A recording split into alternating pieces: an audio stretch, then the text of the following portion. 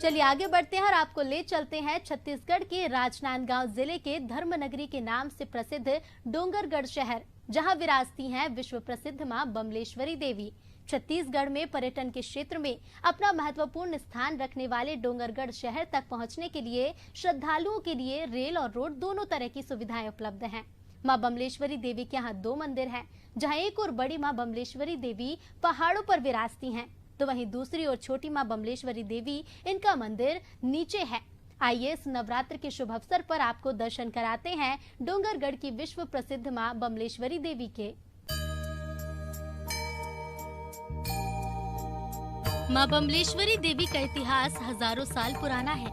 मंदिर से जुड़ी कई मान्यताएं भी हैं। ऐसा माना जाता है कि राजा मदन सेन का पुत्र कामसेन था, जिसके नाम पर पूर्व में डोंगरगढ़ का प्राचीन नाम कामावती नगरी रखा गया था।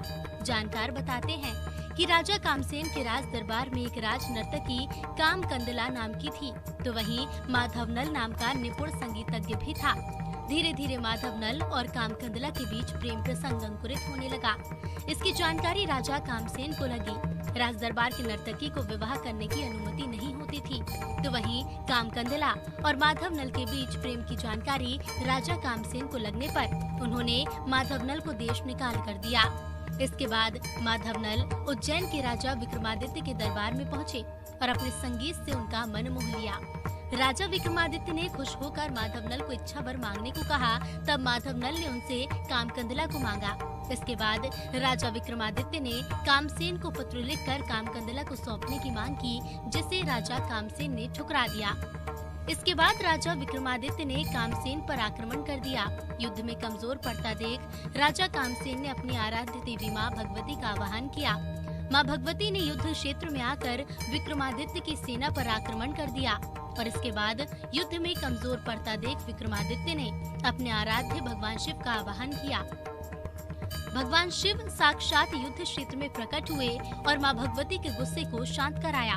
दोनों राजाओं के बीच सुलह कराई और तभी से ये मान्यता है कि भगवान शंकर और मां भगवती साक्षात मां बमलेश्वरी के रूप में इस मंदिर में विराजमान हैं। राजनांदगांव जिले में धर्मनगरी के नाम से प्रसिद्ध मां बमलेश्वरी धाम डोंगरगढ़, जहां पर्वतों के ऊपर हजारों फीट ऊपर विराजती है मां बिमले।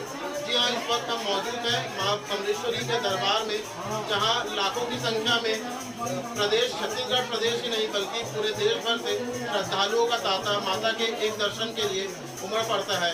3 नवरात्र के बाद इस बार फिर जिला प्रशासन द्वारा नवरात्र को लेकर गाइडलाइंस जारी की गई है, जिस गाइडलाइंस का पालन कर दर्शनार्थी एक बार फिर माता रानी के नवरात्र में दर्शन कर पाएंगे, जिसमें 2 कोरोना के टीकाकरण को आवश्यक किया गया है। साथ ही अगर टीकाकरण नहीं है तो RT-PCR की रिपोर्ट 72 घंटे के भीतर की अनिवार्य की गई है।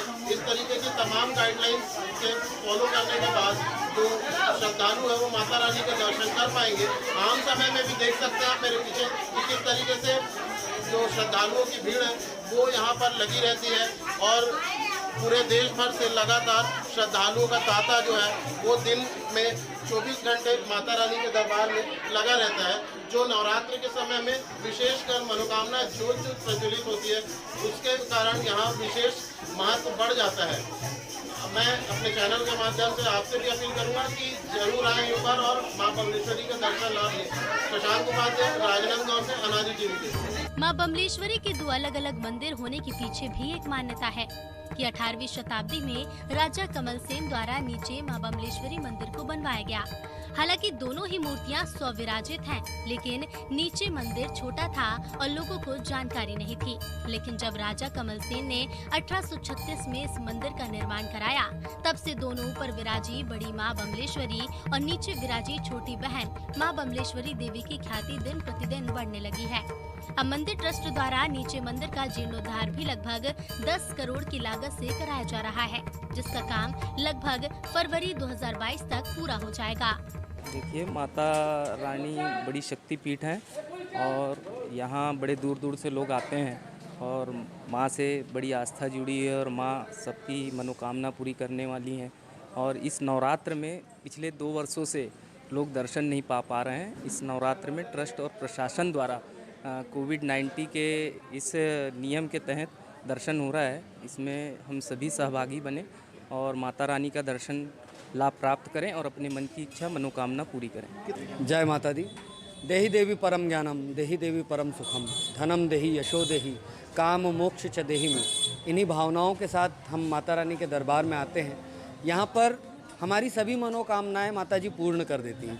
कुछ मांगने के पहले ही माता रानी से हमें प्राप्त हुआ है, इसीलिए हर साल पूरी आस्था के साथ सहपरिवार हम माता रानी का दर्शन करने आते हैं और जब तक जीवित रहेंगे आते रहेंगे। प्रतिवर्ष दोनों ही नवरात्र में माता के दरबार में भक्तों का तांता लगता है। न केवल छत्तीसगढ़ प्रदेश बल्कि देश और विदेश से मां बमलेश्वरी के दर्शन करने भक्त अपनी मनोकामनाएं लेकर माता के दरबार में अर्जी लगाते हैं। ट्रस्ट द्वारा नवरात्र में मनोकामना ज्योत भी प्रज्वलित की जाती है और ऐसी मान्यता है कि जिस भी श्रद्धालु की मनोकामना माता पूरी करती हैं, वो माता के दरबार में मनोकामना ज्योत प्रज्वलित करते हैं। ऊपर मंदिर और नीचे मंदिर दोनों ही जगह अलग अलग ज्योत प्रज्वलित करने की व्यवस्था ट्रस्ट द्वारा की जाती है, जिसे एकम के दिन प्रज्वलित किया जाता है। नवमी के दिन बड़े ही धूमधाम से विसर्जन होता है।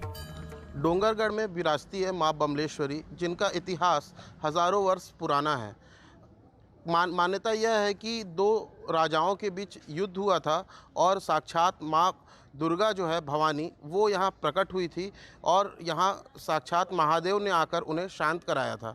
हमारे साथ मंदिर के ट्रस्टी भी मौजूद हैं। हम जानते हैं कि और मान्यताएं क्या जुड़ी हैं यहाँ पर ऊपर और नीचे माँ बमलेश्वरी मंदिर को लेकर। जी, स्वागत है अनादि टीवी में। क्या मान्यताएं हैं यहाँ पर और क्या इसकी जानकारी है? इस क्षेत्र को भगवती क्षेत्र कहा जाता है, क्योंकि यहाँ भगवान शंकर और माँ भगवती ने साक्षात इस धरती पर अवतरित हुए और दोनों राजाओं के बाद युद्ध में संधि कराई थी। ये युद्ध हुआ, एक यहाँ राजा कामसेन के दरबार में नर्तकी थी कामकनला और मधुर गायक, जो उनको बिलहरी जबलपुर के पास राज्य था, वहाँ के गायक थे माधवानंद, यहाँ आ गए थे क्योंकि उनको वहाँ से निकाल दिया गया था, तो यहाँ आ गए थे। और ये दोनों जब यहाँ राज दरबार में थे, उस समय इन दोनों के बीच प्रणय संबंध हो गया, तो उससे राजा कामसेन नाराज़ हो गए, क्योंकि राज नर्तकी को यहाँ विवाह करने की अनुमति नहीं थी राज्य में, उनको कुंवारी ही रहना पड़ता था। तो उन्होंने फिर राजा कामसेन ने माधवानंद जो संगीतज्ञ के थे उनको देश निकाला दे दिया। हालांकि वो फांसी की सज़ा देने के विचार में थे, पर लोगों ने कहा कि भाई इसकी कला ख़त्म हो जाएगी, इसलिए इसको बख्शा जाए। तो वो यहाँ से निकल गए और यहाँ से निकल के उज्जैन गए और वहाँ के राजा विक्रमादित्य को उन्होंने अपने गायन से प्रभावित किया।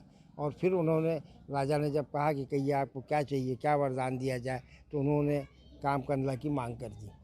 और उस मांग की पूर्ति के लिए राजा ने यहाँ पर संदेश भेजा, पर क्योंकि राजा कामसेन तैयार नहीं हुए कामकनला को सौंपने के लिए, तो फिर युद्ध की आवश्यकता पड़ गई और वो अपनी सेना लेके यहाँ आ गए और यहाँ युद्ध हुआ। युद्ध में दोनों राजा क्योंकि सामर्थ्यवान थे और भारी युद्ध चला, तो फिर जब निर्णय नहीं होता देखा और राजा के पुत्र मदन सेन का सिर राजा विक्रमादित्य ने काट दिया, तो फिर राजा कामसेन ने अपने इष्ट देवी को आह्वान किया और इष्ट देवी जब मैदान में आई तो उन्होंने राजा विक्रमादित्य की सेना को में एकदम तबाही मचा दी, मारकाट मचा दी।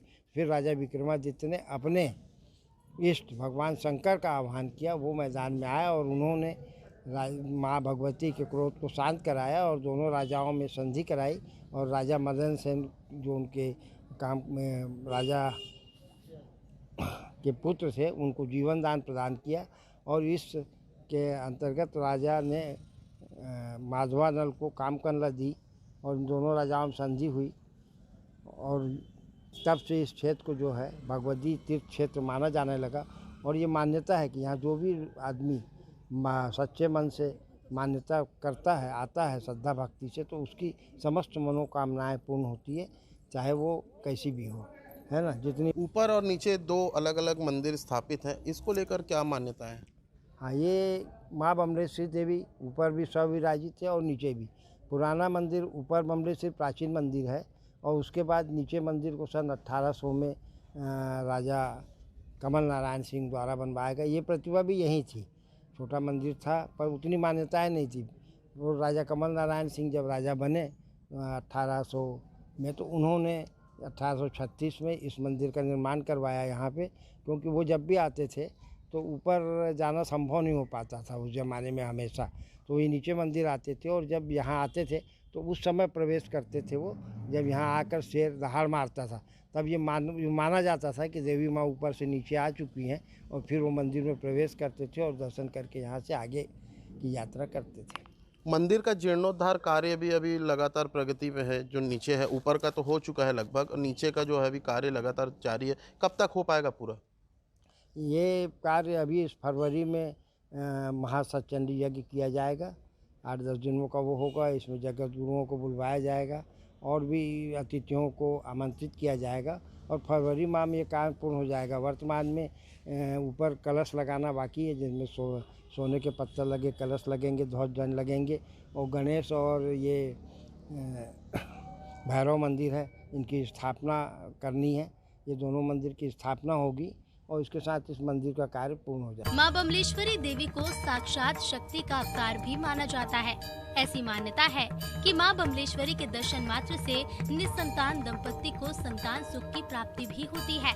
साथ ही साथ श्रद्धालु ये मानते हैं कि माता के एक दर्शन मात्र से उनके सारे काम बन जाते हैं। नॉर्मल समय में जो व्यवस्था रहती थी, ऊपर मंदिर में लगभग 5-5.5 हज़ार ज्योति कलश जो है वो प्रज्वलित किए जाएंगे और करीब 600-650 ज्योति कलश जो है नीचे मंदिर में और शीतला मंदिर में 51 ज्योति कलश प्रज्वलित होंगे। और जो परंपरागत ढंग से यहाँ पे पूजा पाठ और कलश का जो विधि विधान से जो है कलश प्रज्वलित होते हैं वो समय पे होंगे और उसके बाद यज्ञ वगैरह और उसके बाद अष्टमी हवन और उसके बाद ज्योति कलश का विसर्जन जो है पूर्ववत जो है वो किया जाएगा। और जिसमें नीचे मंदिर के ज्योति कलश का विसर्जन जो है नीचे मंदिर से महावीर तालाब में शोभा यात्रा निकाल कर जैसा किया जाता है उस ढंग से शोभा यात्रा निकाल कर जो है ज्योति कलश का विसर्जन किया जाएगा।